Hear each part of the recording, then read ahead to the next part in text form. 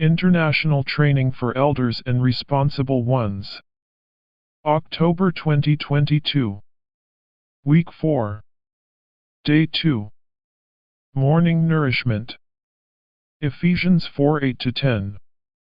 Therefore the scripture says, having ascended to the height, he led captive those taken captive and gave gifts to men. Now this, he ascended, what is it except that he also descended into the lower parts of the earth? He who descended, he is also the one who ascended far above all the heavens that he might fill all things. Those in Ephesians 4:8 refers to the redeemed saints, who were taken captive by Satan before being saved by Christ's death and resurrection. In his ascension Christ led them captive, that is, he rescued them from Satan's captivity and took them to himself. This indicates that he conquered and overcame Satan, who had captured them by sin and death. The Amplified New Testament renders, he led captive those taken captive as he led a train of vanquished foes.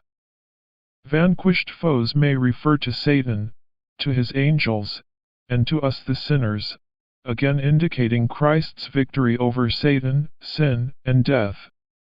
Now Christ is celebrating his triumph over his vanquished foes and leading them as his captives in a triumphal procession in his move for his ministry to build up his body. Today's reading. Gifts in Ephesians 4:8 does not refer to the abilities or capacities for various services but to the gifted persons in verse 11, apostles, prophets, evangelists, and shepherds and teachers. After conquering Satan and death and rescuing the sinners from Satan and death through his death and resurrection, Christ in his ascension made the rescued sinners themselves such gifts by means of his resurrection life and gave them to his body for its building up. When Christ ascended up on high, to the third heaven, that was not the end of his traveling. After he ascended, he descended into our spirit. Therefore, Christ is the one who descends, ascends, travels, and comes to us in gracious visitations.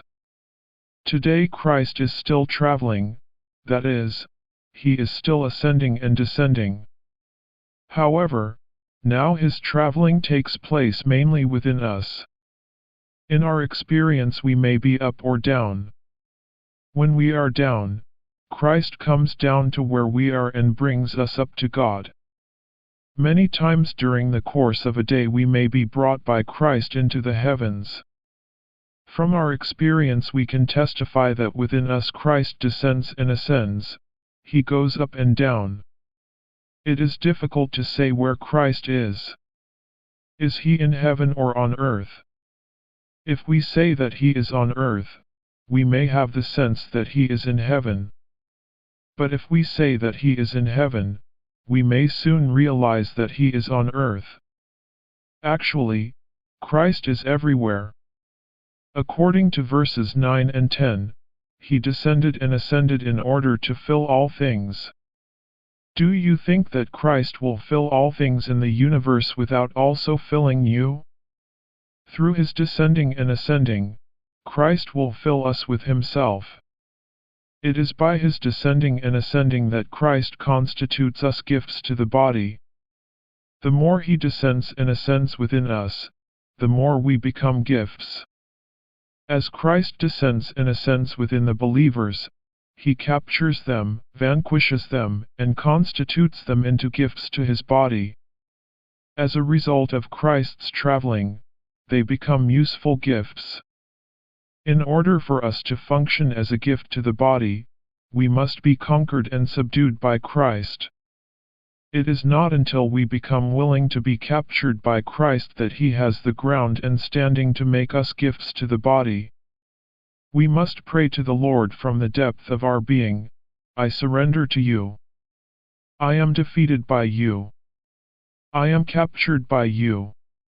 We all need to be thoroughly defeated, captured, gained, and taken over by Christ. When we are willing to be subdued and captured by Christ, we will give Christ the ground to establish us as gifts to his body.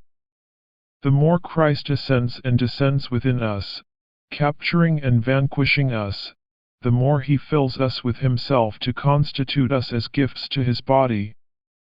This is the end of today's morning revival.